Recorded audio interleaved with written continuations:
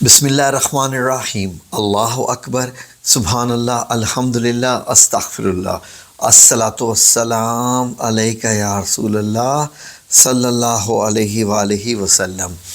ناظرین، ایک دعا ہے جس کو دعائے خضری بھی کہتے ہیں، کہ یعنی اس دعا کا تعلق حضرت خضر علیہ السلام سے ہے۔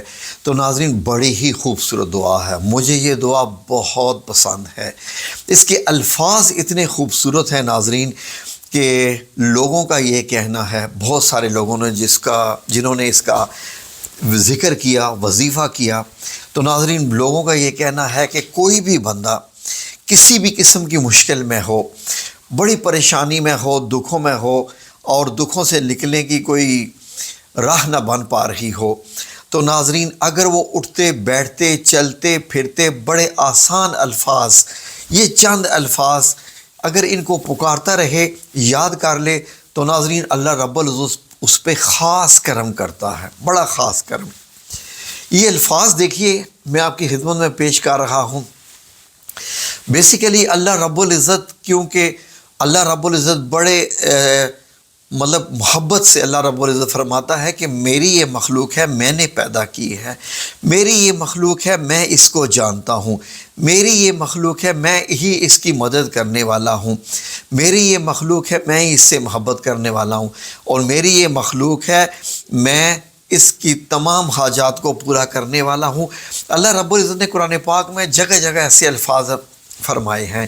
تو اس دعا کا تعلق، جس کو دعائے خضری کہتے ہیں، یعنی حضرت خضر علیہ السلام سے اس کا تعلق ہے، اس کی ذرا آپ الفاظ سنیے تو آپ کو بڑا ہی مزہ آئے گا۔ ناظرین، آپ کو کوئی وظیفہ نہیں اس کا کرنا، آپ کے لیے اس کا کوئی وقت مقرر نہیں ہے، جب چاہیں، جس وقت چاہیں، آپ کا دل چاہے، آپ یہ الفاظ دہراتے رہیے۔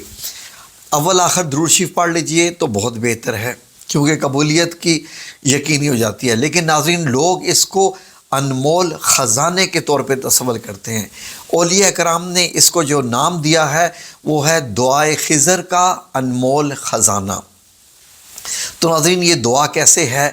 یا لطیفاً بخلقہ، یا علیماً بخلقہ، یا خبیراً بخلقہ، الطف بی یا لطیف ہو، یا علیم ہو، یا خبیر ہو۔ یہ ناظرین اگر آپ اس دعا پہ غور کریں تو اللہ رب العزت کے جو خوبصورت صفاتی نام ہیں، یہ انہی کے لیے جو ہے، انہی کو پکارا جا رہا ہے۔ ان صفاتی ناموں کے ذریعے اللہ رب العزت کو بتایا جا رہا ہے، یا رب العزت کہ تو اپنے تمام جو کریشن ہے، تمہاری جو مخلوق ہے، یا رب العزت تو اس کو جاننا ہے، تو جاننے والے۔ جو لطیف، اللہ رب العزت کا یا لطیف کا جو وظیفہ ہے، بیسیکلی یہ اس کا تعلق اس کے ساتھ ہے۔ تو یہ وظیفہ ایسا ہے کہ اگر آپ اس وظیفے سے رب العزت کو پکارتے ہیں تو میرا رب انشاءاللہ بڑے پیار اور محبت کے ساتھ جواب دیتا ہے، اور وہ ہمیشہ ہی بلکہ جواب دیتا ہے۔ تو ناظرین، آپ کی خدمت میں یہ عربی میں بھی لکھا ہوا پیش کر رہا ہوں، آپ کی خدمت میں یہ رومن انگلش میں بھی لکھا ہوا پیش کر رہا ہوں، اور اس کی ٹرانسلیشن بھی، تاکہ آپ کو پتہ چل سکے کہ الفاظ ہے کیا ہیں، کہ میں نے ان کو ایسے پکارنا ہے۔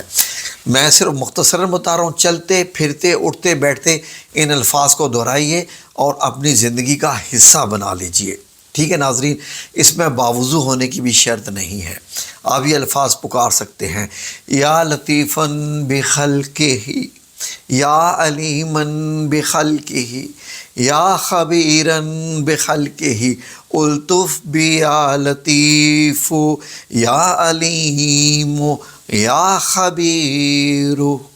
تو ایسے پکارتے رہیں، اور انشاءاللہ میرے رب کریم بڑا ہی کرم کرنے والا ہے انشاءاللہ۔ دعاؤں میں ہمیں بھی یاد رکھیے گا، اور آپ کی دعائیں اس سے بہت قبول ہوں گی انشاءاللہ۔ اللہ رب العزت آپ کو اس مشکل سے نکال لے گا جس کا ذہن میں رکھ کے آپ یہ وظیفہ کریں گے، یعنی بار بار ذکر کریں گے، جس کو کہتے ہیں کھلا ذکر کریں گے انشاءاللہ بکثرت۔ آمین یا رب العالمین برحمتک یا ارحم الراحمین۔